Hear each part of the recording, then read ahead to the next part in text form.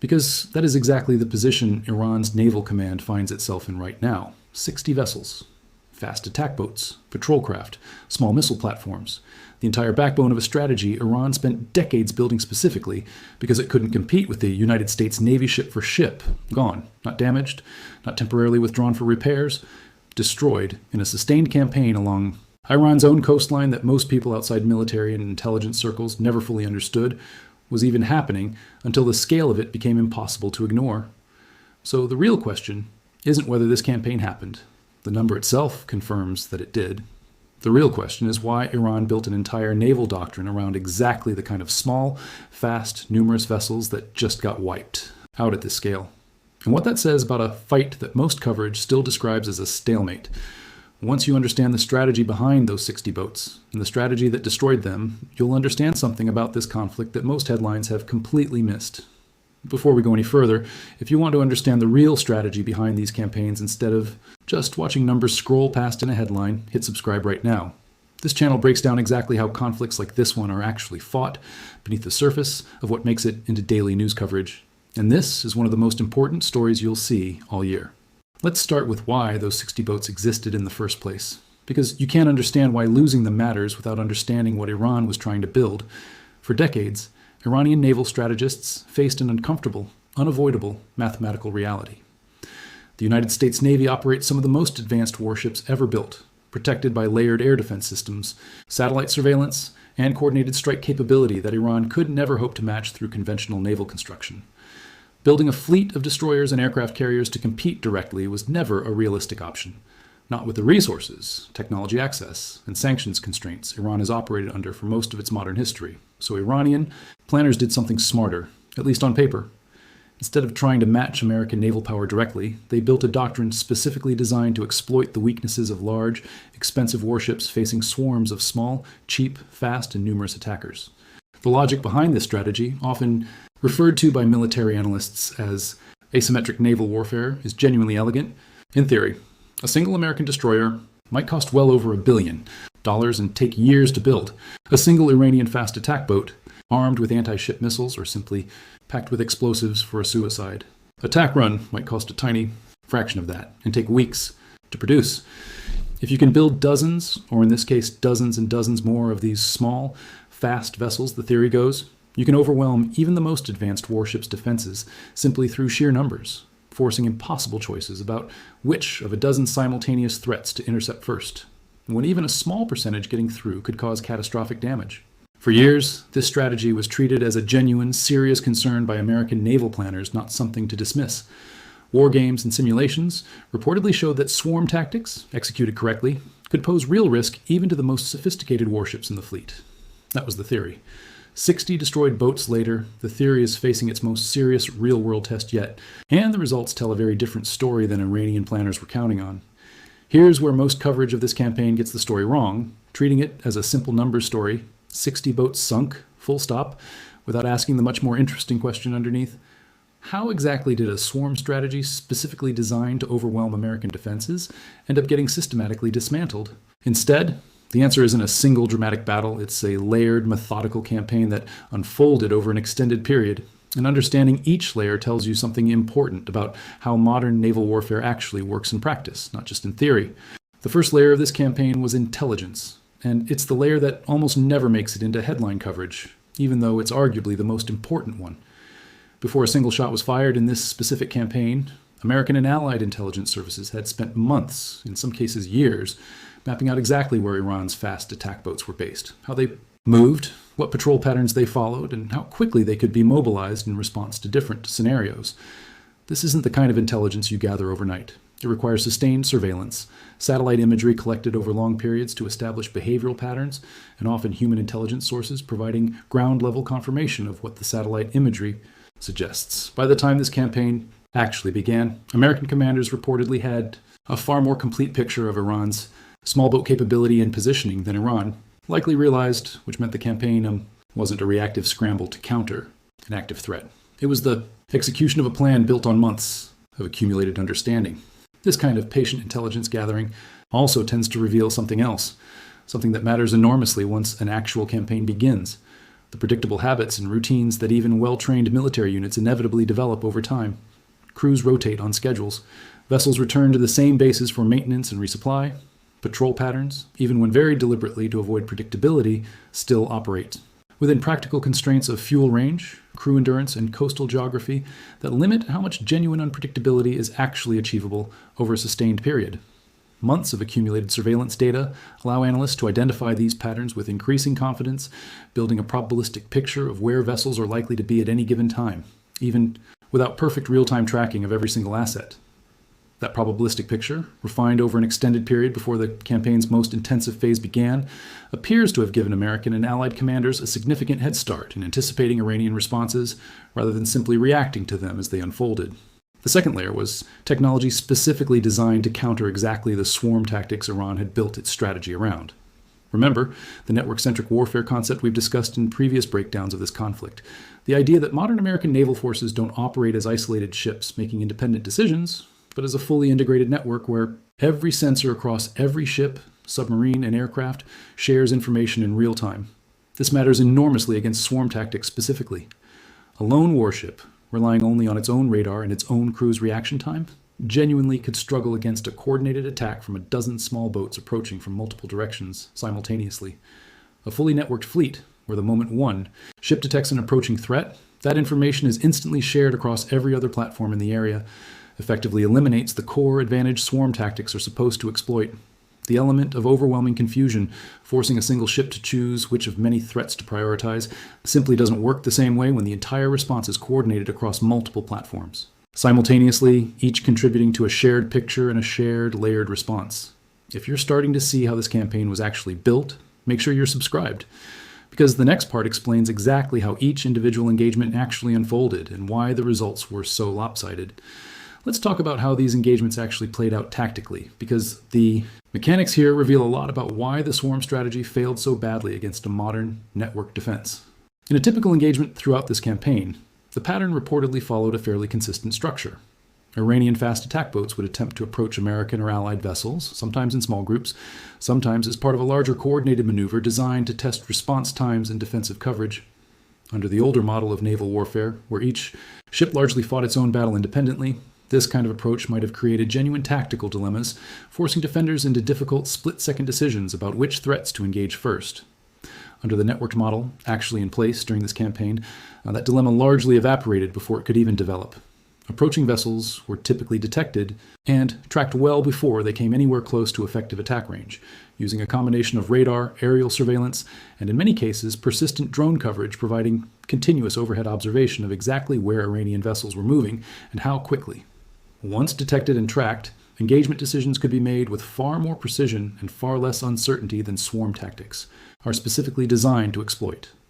Rather than reacting under pressure to a confusing, simultaneous, multi-directional threat, American and Allied forces were frequently able to engage approaching vessels systematically, often before those vessels ever got close enough to pose a genuine threat to the ships they were targeting.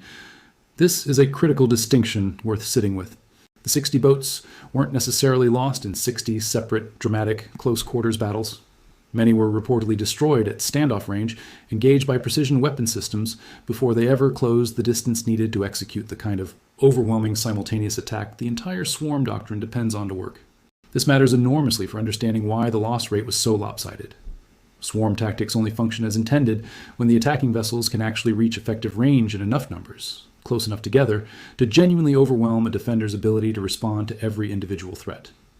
If the defending network can reliably detect, track, and engage approaching vessels well before they reach that critical range, the entire strategic logic behind the swarm doctrine collapses. You're no longer facing a genuinely difficult tactical dilemma about which of a dozen simultaneous threats to prioritize. You're simply picking off individual, isolated threats one at a time, at a range and pace entirely dictated by the defender rather than the attacker. That appears to be, based on the scale and pattern of these losses, largely what happened throughout this campaign. It's worth pausing on just how significant this reversal actually is from a pure military theory standpoint, because it inverts the entire logic swarm tactics were built around. The original theory assumed that numbers and simultaneity would overwhelm a defender's decision-making capacity, forcing choices under time pressure that would inevitably let some percentage of attackers through regardless of the defender's individual skill or equipment quality.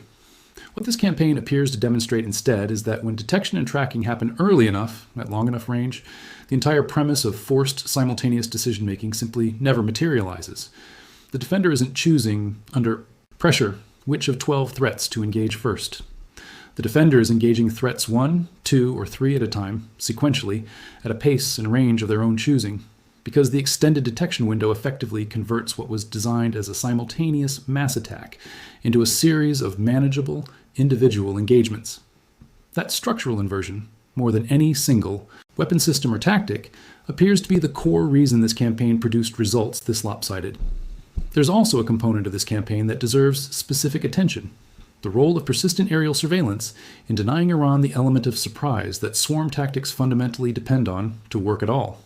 Drones capable of remaining airborne for extended periods, watching coastal waters continuously rather than relying on periodic patrols, fundamentally changed the calculation for Iranian commanders trying to time an effective attack.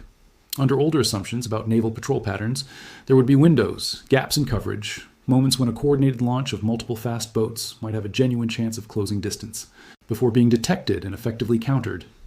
Persistent, continuous aerial surveillance largely closes those windows. If a defending force can see in real time every vessel leaving an Iranian coastal base and track its movement continuously from that moment forward, the element of surprise that swarm tactics rely on to overwhelm response time essentially disappears before an attack even begins. If this kind of honest breakdown of how modern naval engagements actually unfold is something you want more of, tap that like button right now. It genuinely helps this video reach more people who are tired of surface-level coverage and actually want to understand the strategy underneath the numbers.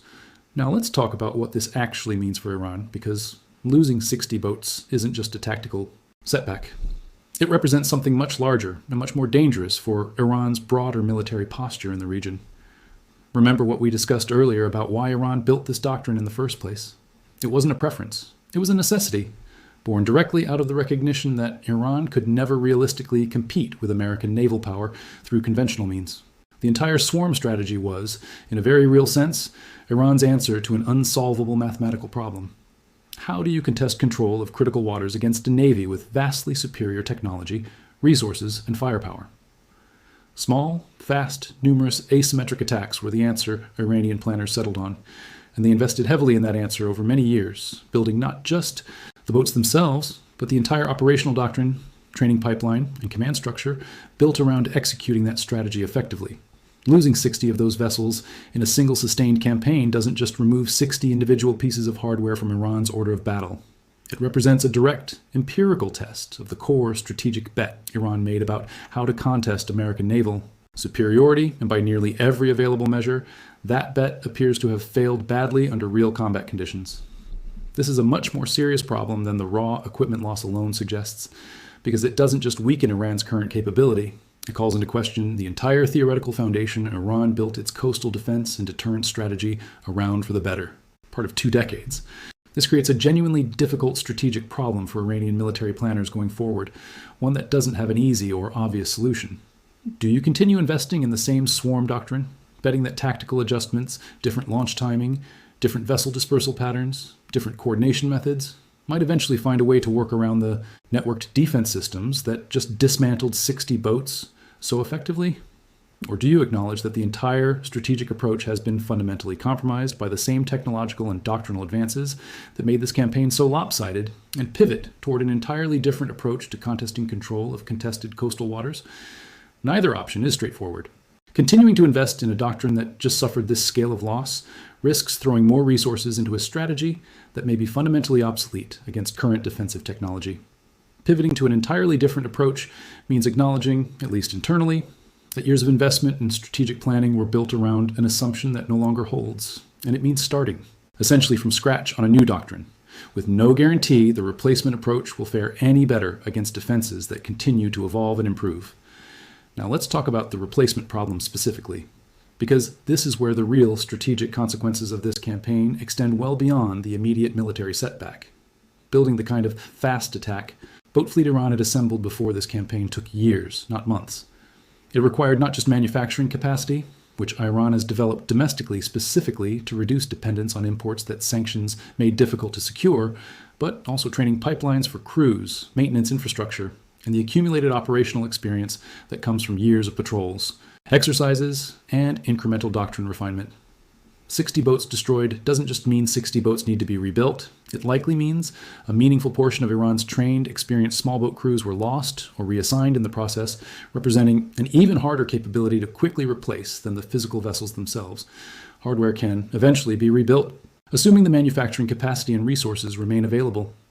Experienced crews, familiar with specific vessels, specific coordination protocols, and specific operational patterns, refined over years of practice, take much longer to replace effectively, even if new vessels can be produced relatively quickly. This replacement challenge is compounded by exactly the kind of financial pressure we've discussed in previous analyses of this broader conflict. Building replacement vessels requires capital, and capital is precisely the resource Iran's government has been under sustained pressure to conserve, given the broader economic strain the country has been operating under throughout this extended standoff. Every dollar redirected toward rebuilding a fast attack boat fleet that just demonstrated serious vulnerabilities under real combat conditions is a dollar not available for other pressing priorities, whether that's maintaining subsidies for an increasingly strained population, funding the security apparatus whose loyalty depends heavily on continued payment, or investing in alternative military capabilities that might prove more resilient against the kind of networked defense systems that just dismantled this particular strategy so effectively. There's an additional wrinkle worth considering here, one that compounds the difficulty of this replacement decision even further. Rebuilding the same doctrine at scale isn't simply a matter of producing new hulls to replace the ones that were lost. It would mean investing heavily in a strategy that has now been tested under real combat conditions and found to have serious structural vulnerabilities against exactly the kind of networked defensive posture the United States and its regional allies have clearly demonstrated they can sustain. Continuing down that same path without addressing those structural vulnerabilities risks producing the same outcome again at even greater cost the next time that capability is actually tested in a real engagement.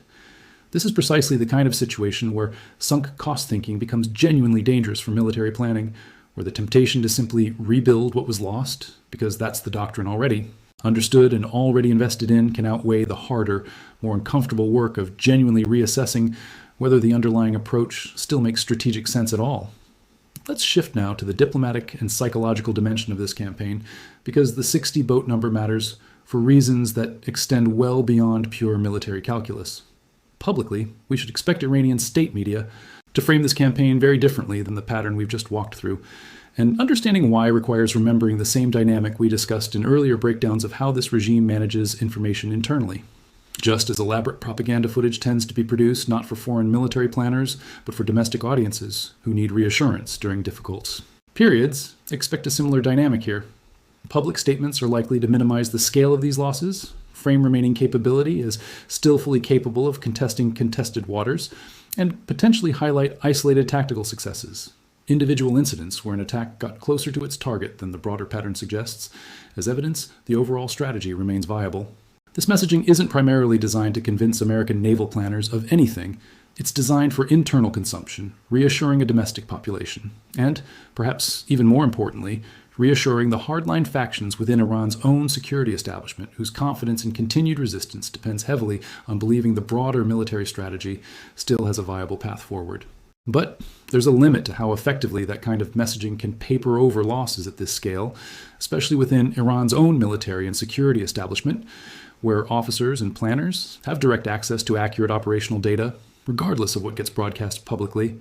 Internally, this campaign almost certainly represents a genuine crisis of confidence in a doctrine that Iranian naval strategists spent years building their entire coastal defense posture around. That internal reckoning, invisible to outside observers, and almost certainly not something Iran's government wants visible to the broader world, may ultimately matter far more for the trajectory of this conflict than the public messaging suggests. There's also a broader regional signal being sent here, one that extends well beyond the immediate parties involved in this specific conflict. Other regional actors, some allied with the United States, some officially neutral, and some who have historically viewed Iran's asymmetric naval doctrine as a viable model worth studying or even adopting themselves, are watching how this campaign unfolds extremely closely. A doctrine that gets dismantled this thoroughly under real combat conditions sends a clear message about the actual effectiveness of swarm tactics against a modern networked naval defense.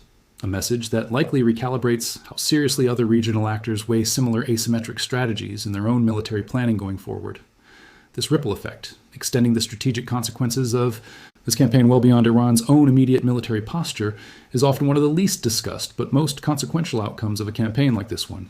This regional recalibration is worth taking seriously precisely because asymmetric naval doctrine, of the kind Iran pioneered specifically to offset conventional naval inferiority, has been studied and, in some cases, partially adopted by other smaller regional powers facing similar mismatches against larger conventional navies elsewhere in the world.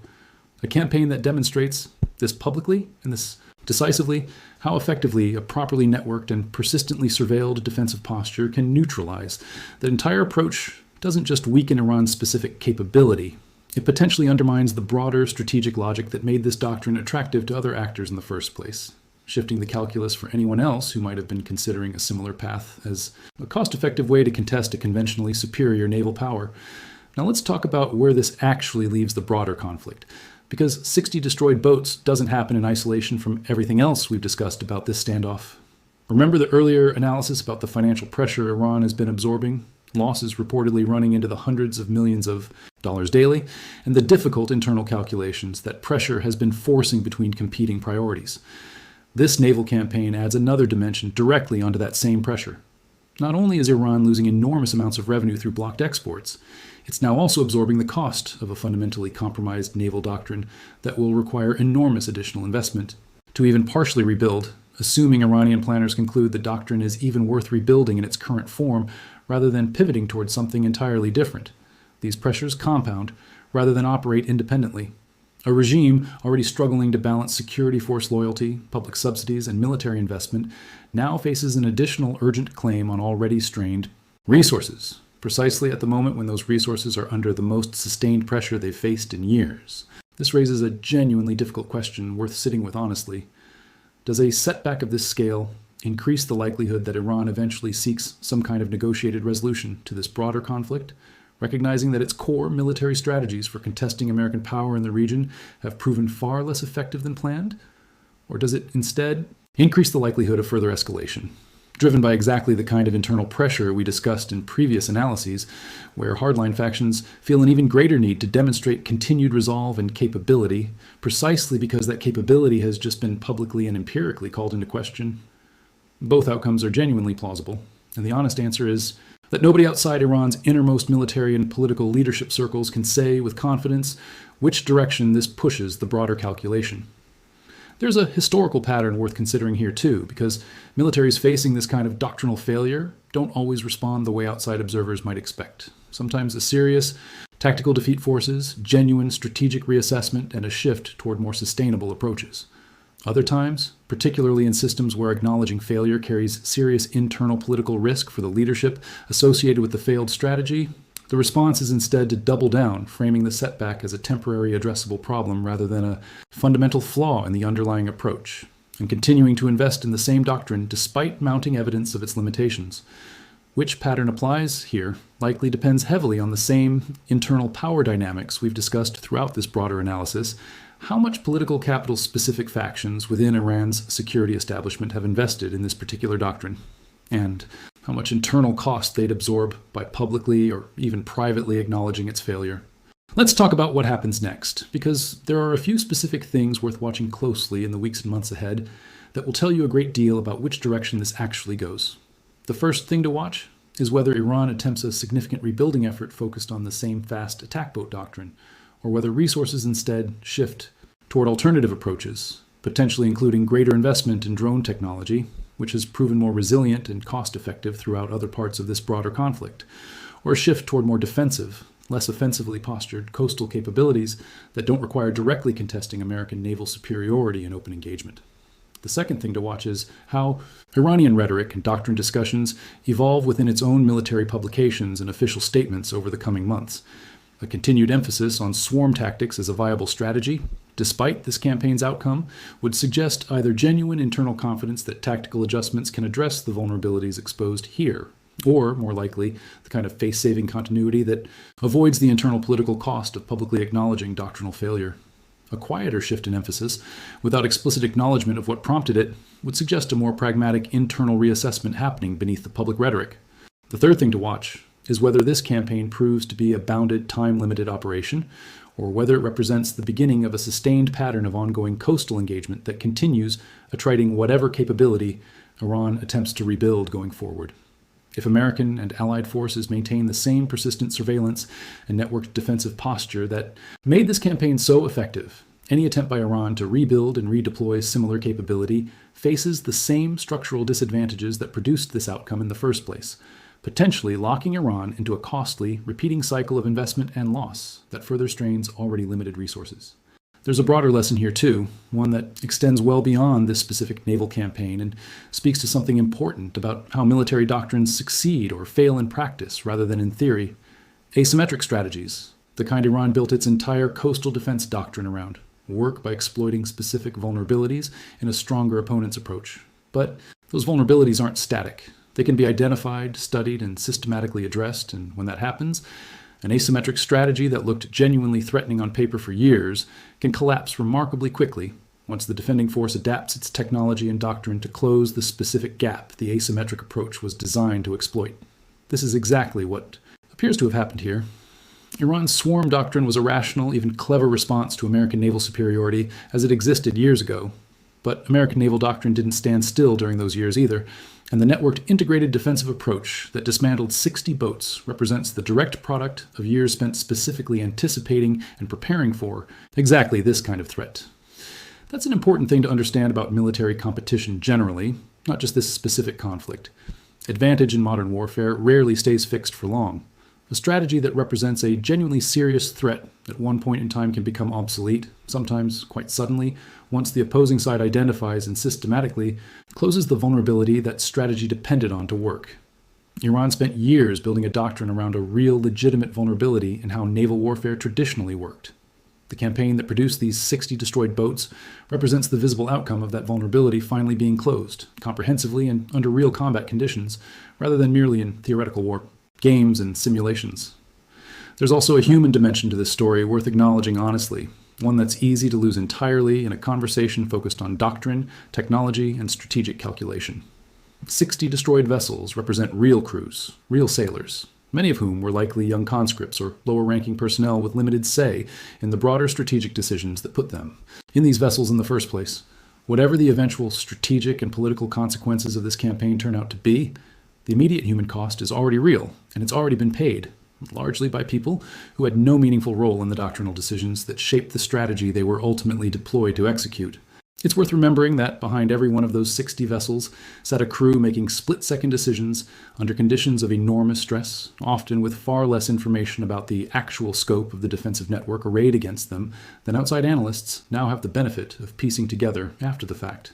That asymmetry of information, where the attacking crews likely had no real-time awareness of just how thoroughly they were being tracked before they ever came, close to their intended targets, adds a genuinely tragic dimension to this story that pure strategic analysis can sometimes obscure. These weren't crews making reckless, uninformed decisions. They were, in most cases, following a doctrine that had been trained into them as sound strategy, executing orders within a system that, for reasons largely outside their own control or awareness, had already been rendered, far less viable than the planners who designed it originally believed. What we can say with real confidence is this: 60 destroyed boats isn't simply a tally of damaged equipment. It's the empirical result of a multi-year strategic bet Iran made about how to contest American naval power without directly competing with it. And that bet, under the specific conditions of this campaign, appears to have failed at a scale that goes well beyond a routine tactical setback. Whether Iran's leadership responds by fundamentally rethinking its approach to coastal defense, or by doubling down on a doctrine that just demonstrated serious vulnerabilities under real combat pressure, will likely shape the trajectory of this broader conflict in ways that matter far more than the immediate headline number suggests. The boats themselves can eventually be replaced, assuming the resources and manufacturing capacity remain available under the broader financial pressure this regime continues to face. What's much harder to replace, and what this campaign has genuinely called into question, is the underlying confidence that this particular strategic approach represents a viable path forward at all. If this video helped you actually understand the strategy behind a number, most coverage reduced to a single headline statistic, that's exactly why this channel exists. Subscribe, share this with someone who's tired of the surface-level version of complicated military stories, and I'll see you in the next one, where we go even deeper into the strategy, quietly shaping this conflict's next chapter.